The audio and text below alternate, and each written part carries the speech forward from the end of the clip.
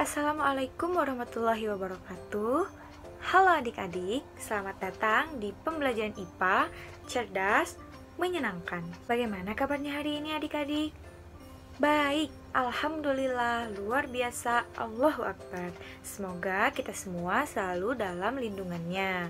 Amin ya robbal alamin. Nah, sebelumnya kakak mau perkenalkan diri kakak terlebih dahulu ya.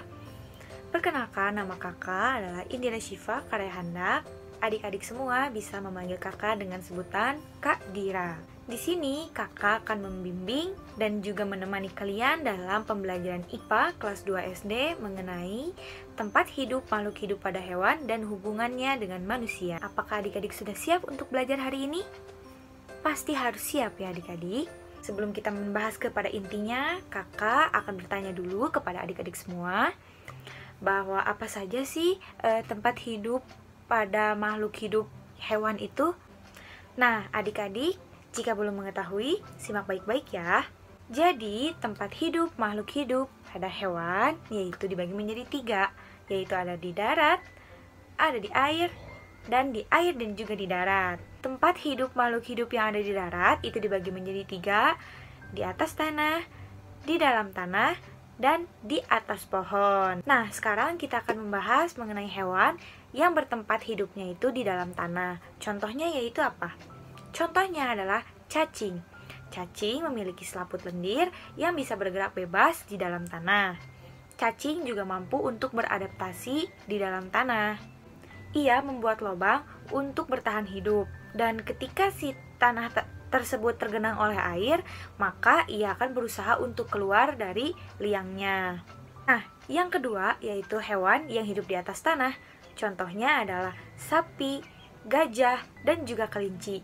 Masing-masing dari mereka pasti mempunyai kandang, bukan? Nah, kandang tersebut digunakan agar sapi, gajah, dan juga kelinci tidak kabur. Yang ketiga yaitu di atas pohon. Contohnya apa ya teman-teman? Betul, contohnya adalah burung. Yang kedua yaitu tempat hidup makhluk hidup hewan yang hidup di air. Contohnya apa ya teman-teman? Itu kan yang biasa kita jumpai sehari-hari ya. Ikan, iya betul, ikan. Jadi ikan ini mempunyai alat nafas yang bernama insang agar ia bisa hidup di dalam air. Yang ketiga yaitu kita akan membahas mengenai tempat hidup makhluk hidup yang ada di darat dan juga di air. Nah, contohnya apa coba teman-teman? Contohnya yaitu katak. Kak, kenapa katak bisa hidup di darat sama di air? Oke, kita jawab bersama-sama ya. Jadi, pada saat kecil, katak itu mempunyai alat nafas yang bernama insang, sama seperti ikan, sehingga ia bisa hidup di air. Nah, pada saat dewasa, setelah dewasa, ia mempunyai alat nafas yang berupa paru-paru. Ya, jadi ketika dewasa, ia bisa hidup di dua alam, yaitu di darat dan juga di air. Nah, dirasa adik-adik sudah cukup paham mengenai pembahasan materi tempat hidup makhluk hidup pada hewan. Nah, sekarang kita berganti pembahasan ya adik-adik. Kita akan membahas mengenai hubungan hewan dan juga manusia yang menguntungkan dan juga merugikan. Sekarang kita akan membahas mengenai hewan yang menguntungkan. Hewan yang menguntungkan itu apa saja sih, Kak? Hewan yang menguntungkan itu contohnya ada pada gambar berikut. Nah, jadi dari hewan-hewan berikut seperti ayam, sapi, dan juga lebah bisa kita manfaatkan. Contohnya ayam, bisa kita manfaatkan dagingnya untuk dimakan. Yang kedua, bisa dimanfaatkan bulunya untuk membuat peralatan seperti misalnya kemoceng, kemudian shuttlecock, seperti itu. Yang kedua, yaitu sapi. Sapi biasa dimanfaatkan dagingnya ya teman-teman.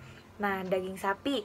Yang kedua yaitu susunya, karena susu murni dari sapi itu sangat baik untuk kesehatan. Yang ketiga yaitu lebah. Lebah menghasilkan madu yang sangat bermanfaat dan juga berkhasiat untuk kesehatan. Selain itu juga bisa dijadikan sebagai obat herbal.